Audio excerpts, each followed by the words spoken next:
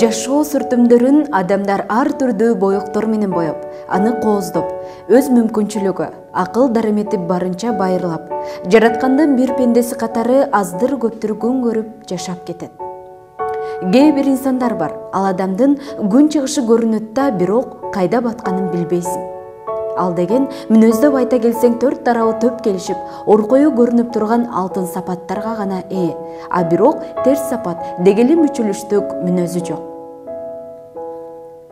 Биздин кадырлуу агайыбыз дал ушундай мүнөзгө ээ, мыкты педагог. 40 жылдык кырчын өмүрүн Ош гуманитардык педагогикалык институтунун бүгүнкүдөй өнүгүүсүнө арнаган. Философия илимдеринин кандидаты, доцент Турсунмамат Абжалов дээринде токтоо, туруктуу инсан болгон. Абжалов Турсунмамат Абжалович 1956 жылы 11 октябрда Ош облусунун Өзгөн районуна караштуу Кызыл Тоо айылында жарык дүйнөгө келген. Балалыгынан оор басырыктуу болуп, бир туугандарынын улуусу катары өтө жоопкерчиликтүү, сыртынан сүрдүү көрүнгөнү менен ак жүрөктүү инсан болгон. Ата-энеси эрте кеткендигинен үй бүлө туткасын бекем кармап, бир туугандарына тоодой терек боло алган. Жаштан баштап өтө тырышчаак, шамдагай, айлана чөйрөдө классташтарынын алдында өзүнчө айырмаланып, бөлүнгөн, жакшы жактары менен айырмалат эле, достукка өтө бегеле айткан сөздөрүнүн өтөсүнөн ар дайым чыгат эле.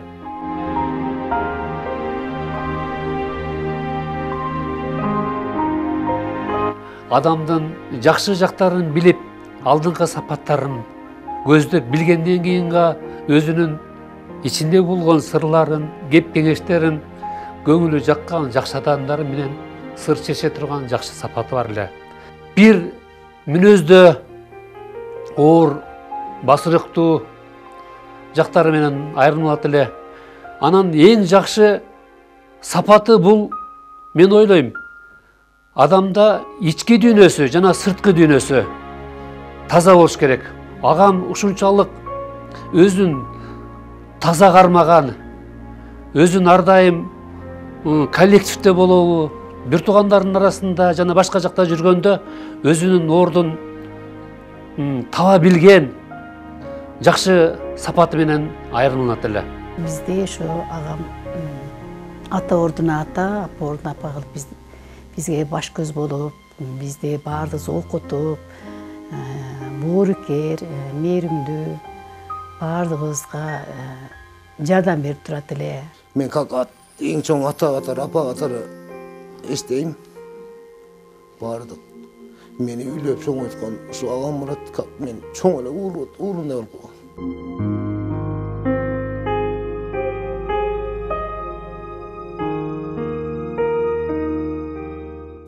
Турсун Абжалов 1979 жылы Бишкектеги СССРдин 50 жылдык атындагы Кыргыз мамлекеттик университетинин тарых жана коом таануу мугалими адистигин аяктап эле Ош педагогикалык окуу жайында окутуучу болуп иштеп баштаган. Бул менен катар комсомол комитетинин катчысы болуп эмгектенип, өзүнүн иш билгүүлүгү, тактыгы менен улам барган сайын даражасы жогорулап, мектеп бөлүмүнүн башчысы, окуу тарбиялык иштер боюнча проректорлук кызматтарда ишин аркалаган. Менимче ушул бүгүнкү пединституттун, гуманитардык институттун түптөлүшүнө, ошонун өнүгүп өсүшүнө Турсундун кылган эмгеги зор деп эсептейм. Ишке жаңы келгенде абдан жакшынакай, өзү дагы тышкы келбетине ички дүйнөсү төп келген, чачтарды уюлгутуп тараган, мындай кочкул көк түстөгү велбет костюмчу модел ошону кийип, анан сары жигули бар эле, анча-мынча адамдар андай жигули минбейт эле, ошол жигулини минип бизге кайыккалап ишке келип калган. Анан бир комсомол комитетине жаңы мугалим келтир дешкенде карадым. Комсомол комитетин жетектеди келип эле, ошондо эле уюштуруучулугу, жаштар менен иштегенде бир өзгөчө өзүнүн бир стили бар эле. Анан кандай иш болсо дагы аркасынан Абжаловду алып коюптур деген жаман нерсе айтылганын эч качан уккан жокмун. Жупуну жөнөкөй дайыма бір қалыпта жүрген ішенді кіші болчу. Дайымда ошондой. Социалдық тармақ бұл білім беру тармағы, социалдық тармақ бұл медицина тармағы, социалдық тармақ бұл ардагерлер, пенсионерлер, жаштар сол тармақ. Ошон үчүн бұл тармақ азыркы мезгилде ең мамлекеттин маанилүү тармагы болуп эсептелет. Социалдык иштер адистигинин сапатын мындан ары дагы жогорулатышыбыз керек. Ошон үчүн баарыңыздарды бүгүнкү байрамыңыздар менен куттуктайм.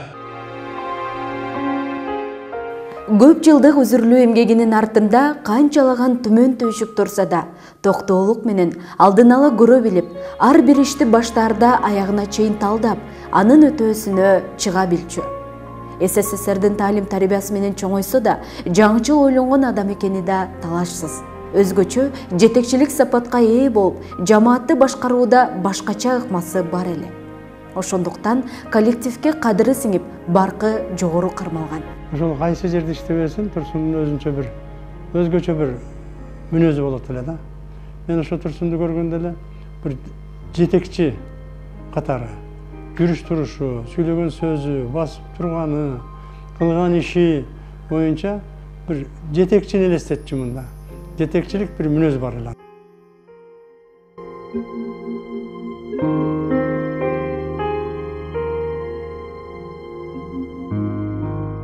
Турсун Абжаловичтин окуу жай үчүн кылган эмгеги, ал кишинин окуу жай үчүн калтырып кеткен өтө көп эмгеги бар.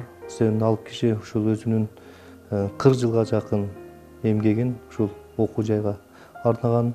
Окуу жайдан ушул комсомолдук комитетинен баштап окуу бөлүмүнүн башчысы, окуу иштери боюнча проректор, декан, кафедра башчы кызматынын бардыгын басып өтүп, бүт кылган эмгегинин бардыгы ушул студенттер үчүн, эртеңки жаш муундарды тарбиялоодогу өтө чоң эмгектери, андан тышкары илимий макалалары, анан агайдындагы эң чоң өзгөчөлүгү бул ушу жаш муундарга өзүнүн жүрүш турушу менен, өзүнүн билими менен, өзүнүн акыл-көй, кесипкөйлүгү менен бизге дайыма үлгү катары биздин эсибизде түбөлүккө сакталат деген ойдомун.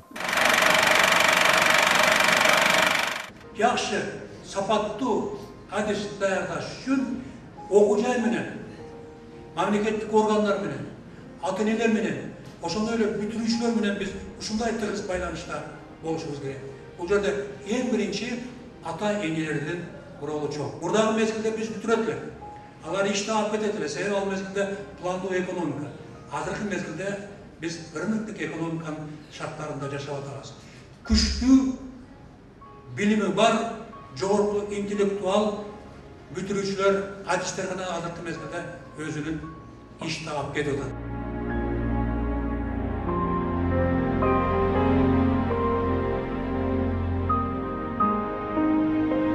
Турсун Абжалович бул профессионал окутуучу. Мына канча жыл иштеген болсо, Турсун Абжаловичтин азыр Кыргызстанда бир нече бөлүктөрдө иштеп аткан окутуучулар өтө көп.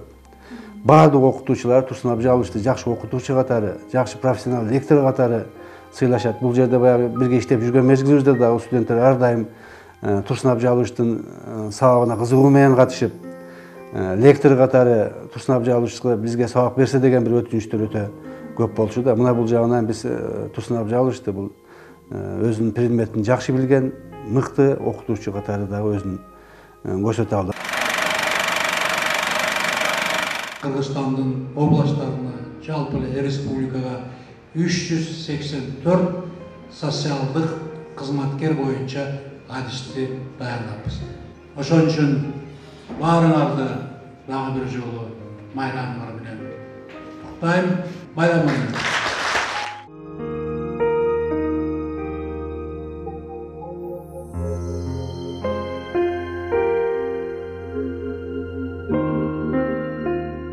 Иш убактысында анан ишке тиешелүү өтө мындай олуттуу, орусча серьезный деп коебуз.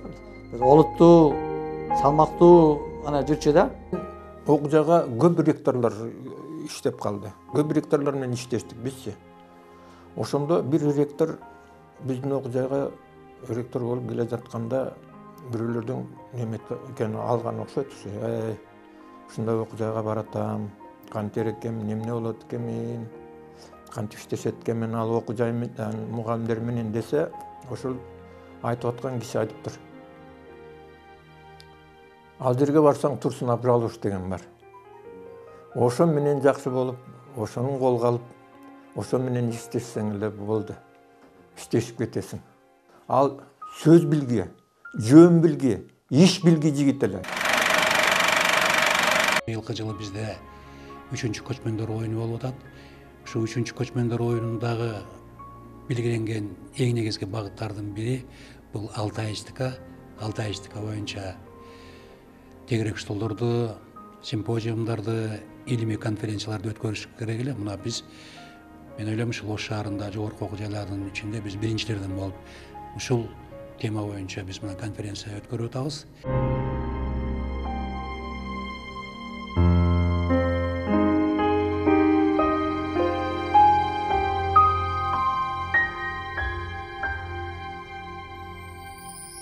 Турсун Мамат Абжалович кесиптеги ишмердүүлүгүндө ОГП'нин билим берүүсүнө эмгек сиңирген кызматкер төш белгиси, Кыргыз Республикасынын билим берүүсүнүн отличниги төш белгиси жана Кыргыз Республикасынын өкмөтүнүн ардак грамота жана башка өзүнүн үзүрлүү эмгеги үчүн көптөгөн сыйлыктардын ээси аталган.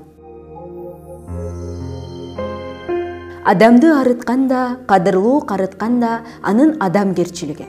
Агай эл арасында, туугандар тушунда, агайыны, досторунун курчоосунда өз баркын бийик кармап, ар бирине көңүл буруп, жан дили менен жакшы мамиле кылган. Мындан адамдык акыл парасаты күчтүү, ага тарбиясы төп келген чынында идеалдуу инсан экенине ынанасың.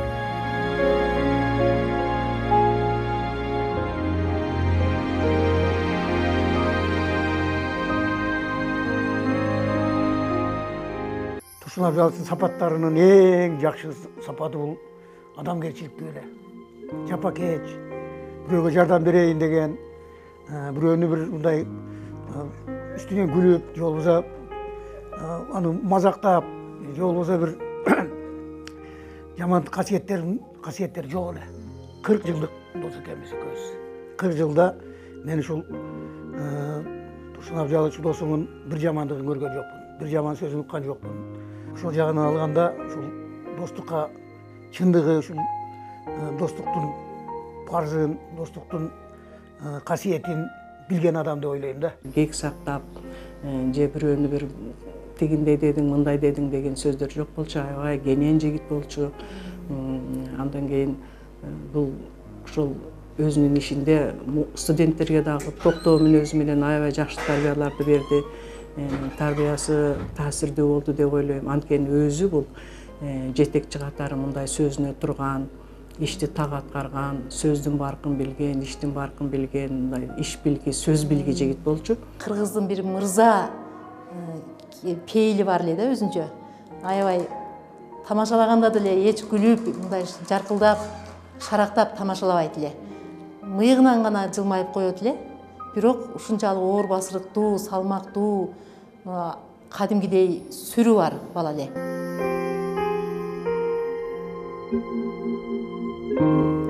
Өзү мугалимдердин үй бүлөсүндө төрөлүп, тубаса тарбиясы күчтүү болгондуктан өз балдарына катуу айтпай, жүрүм-турум нравасы менен көрсөтүп, керектүү жерде акыл кеңешин айтып, өзүндөй жада калса андан да мыкты 5 ул, 1 кызды тарбиялады. Аял затын сыйлап, чыныгы мырзалык сапат кандай экенин дал ушул инсандан көрүп, үлгү алууга анык болот. Камкор, мен аял эле болуп сезет элем да өзүмдү. Эч кандай проблемам жок эле. Аял элем мен, аял элем. Даже ушу айтып атам го, бир лампочка алмаштырганды деле билбеп, базардан бир нерселерди алып келгенди деле билбептир. Мен азыр өзүмдү аял эле сезип жүрөт элем да. Бардык проблемамды чечип берет. Айткандай 5 бардыгы жогорку окуу жайларда бүттү, Москвадан бүттү, Бишкектен бүттү.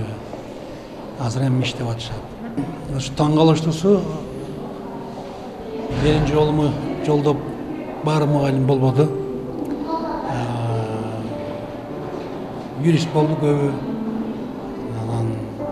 чет тилдери боюнча мугалим болду. Азыр эл аралык мамилелер боюнча окуп атат, азыр ошол адис болуп атат. Менин жолуму жолдогону жок. Билбейм, неберелерим менен менин жолумду жолдоп калбаса.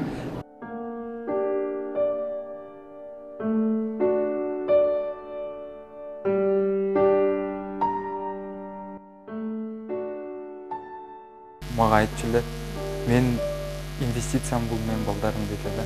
Анан биринчиден атам биздин образованиеге, ошо билим алуубузга чоң салым жасаган. Дайым элесимде шу.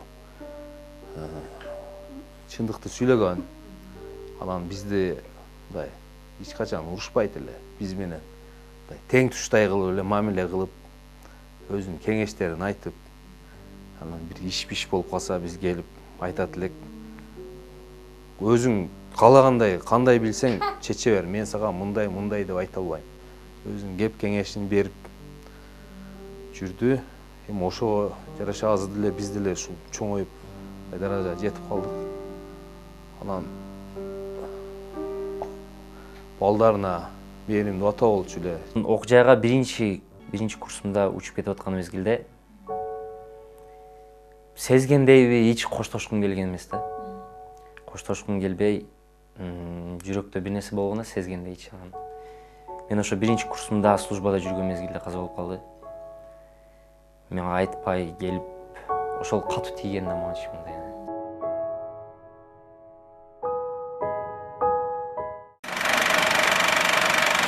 Улуу Атамекендик согуш ушу дүйнөлүк тарыхтагы согуштардын ичинен эң көп курман болгон адамдар согуш болуп эсептелинет.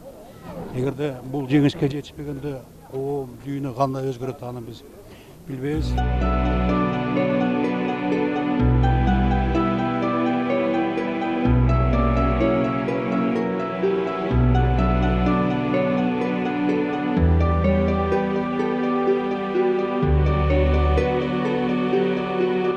Акыркы мезгилде устатыбыз ОГУПнын гуманитардык факультетинин деканы кызматын ийгиликтүү аркалап келген. Агайдын жетекчилик астында факультеттин зоолосу артып, бардык тарабынан чыңалган бекем тамырлуу факультетке айланган.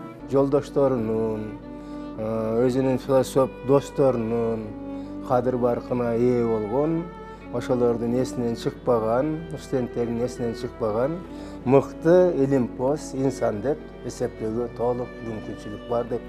Уюштуруу маселелерин жакшы билчү, эсибизден эч качан кетпей атат Турсун Абжаловичтин баскан тургандары. Агайдын ушул жакшы жактарын биз дайым эскерип жүрөбүз. Эстенде кетпейт, кетиш да мүмкүн эмес. Агайды унутуп калсак, анда биздин көп катачылыктарыбыз болсо керек. Адамдарга көбүнчө сыртынан карап баа берет экенбиз.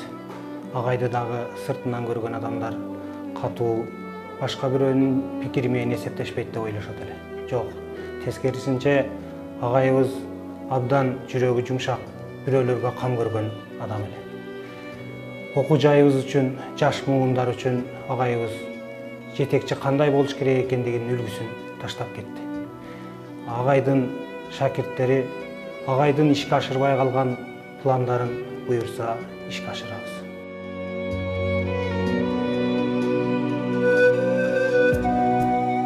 Ким гана болбосун, бул жашоого жаралган соң дүйнөнүн туткасын колго кармап, түбөлүк түркүк болуп калуу мүмкүн эмес. Жараткан эбепке себеп кылып, устатыбыздын жанын билинбей, бирок ичтен сызган урунайынан бизден алыстатты.